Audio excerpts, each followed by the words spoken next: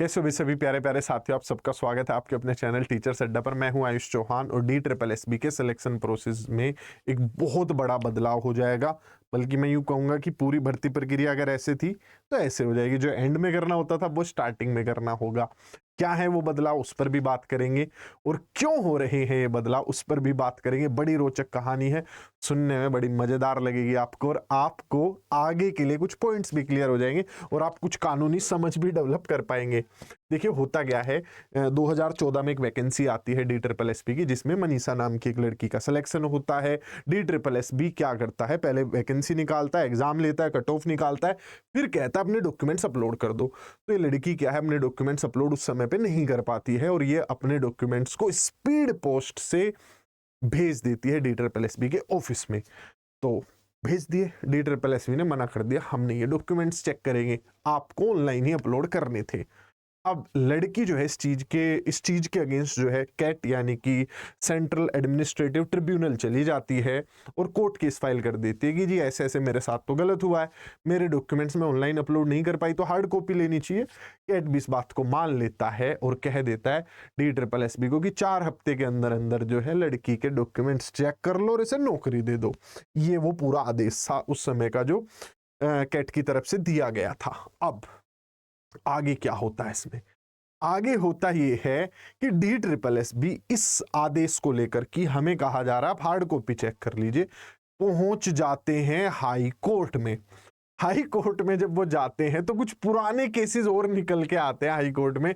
जो DSSB के वकील हैं वो कुछ और 2 बड़े शानदार किस्सों का जिक्र करते हैं, जिसमें एक केस था पुष्पेंद्र का, एक था ज्योति का। ज्योति भी अपने कभी डॉक्यूमेंट अपलोड नहीं कर पाई थी, कभी पुष्पेंद्र भी अपने डॉक्यूमेंट अपलोड नहीं कर पाया था। उन केसेस में कैट ने मना कर दिया था कि भाई जो भर्ती प्रक्रिया का समय है उसी का पालन करो, आप नहीं अपलोड कर पाए तो अब आपको कोई विशेष सुविधा अलग से दी नहीं जाएगी। ठीक, क्योंकि जैसे पुष्पेंद्र जी ने कहा था कि इनकी बस छूट गई है, इन्होंने कहा था कि मेरी बस छूट गई है और मैं अपने डॉक्यूमेंट्स अपलोड नहीं कर पाया हूं।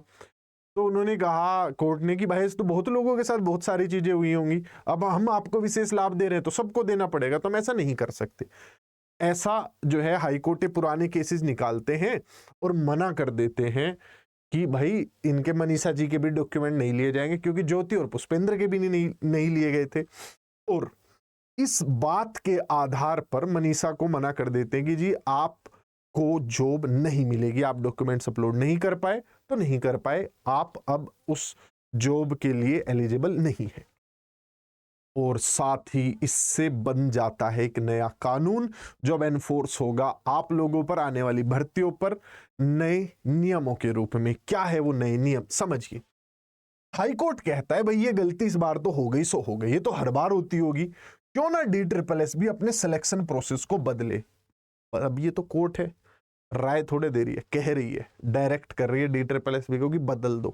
क्या बदल दो, कहते हैं कि जो आप डॉक्यूमेंट्स मांगते हो बच्चों से वो आप at the time of submission of application मांगिए। जब बच्चा अप्लाई कर रहा है तो ही उससे उसके डॉक्यूमेंट्स अपलोड करा लीजिए।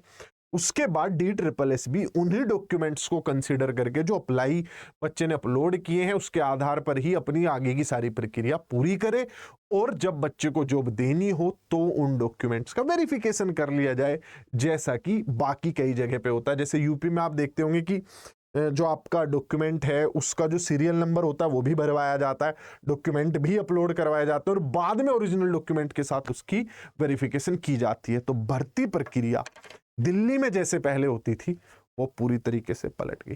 पहले क्या होता था, फॉर्म भरो, एग्जाम दो, कट ऑफ आएगी, डॉक्यूमेंट्स तब लेके जाना है। अभी पहले डॉक्यूमेंट्स, तो जितने भी आपकी बहुत इंपॉर्टेंट इंफॉर्मेशन है, जितने भी आप अपने डॉक्यूमेंट्स लगाना चाहते हो, मेन डॉक्यूमेंट्स और सपोर्टिंग डॉक्यूमेंट्स। मेन डॉक्यूमेंट्स में आ गए आपके, जैसे भाई आपकी ग्रेजुएशन, 12th, बर्थ सर्टिफिकेट या कोई भी एज वगैरह के लिए आप लगा रहे हो, ये मेन डॉक्यूमेंट्स है तो सबके लगते हैं। तो ये आपके पास पहले से है ही, नहीं है तो अभी बनवा लो, कोई इसमें 1.5-2 साल का टाइम नहीं मिलेगा। जो वैकेंसी आएंगी उसमें शुरू में अपलोड करने पड़ेंगे। पॉइंट नंबर 2, जितने भी सपोर्टिंग डॉक्यूमेंट्स है, जैसे कोई कास्ट सर्टिफिकेट है आपका, कोई इकोनॉमिक वीकर सेक्शन वाला सर्टिफिकेट है आपका, कोई PHOH VH एक्स सर्विसमैन या विडोवर, जितने भी आप बाकी सपोर्टिंग डॉक्यूमेंट्स लगाना चाहते हैं वो अभी होने चाहिए आपके पास।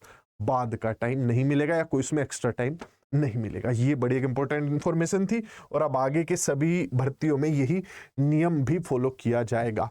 जितने भी बच्चे DSSB या BPSC की तैयारी कर रहे हैं, हरियाणा स्टेट की जिस भी एग्जाम की आप तैयारी कर रहे हैं, इस नंबर पर फोन कीजिए और बैचेज में जुड़िए, मिलेंगे वहीं पर।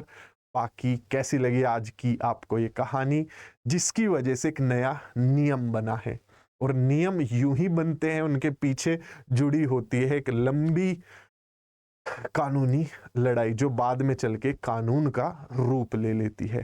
ठीक है, तो बाय बाय, टेक केयर। फिर मिलेंगे किसी वीडियो में कुछ बताते हुए, कुछ समझाते।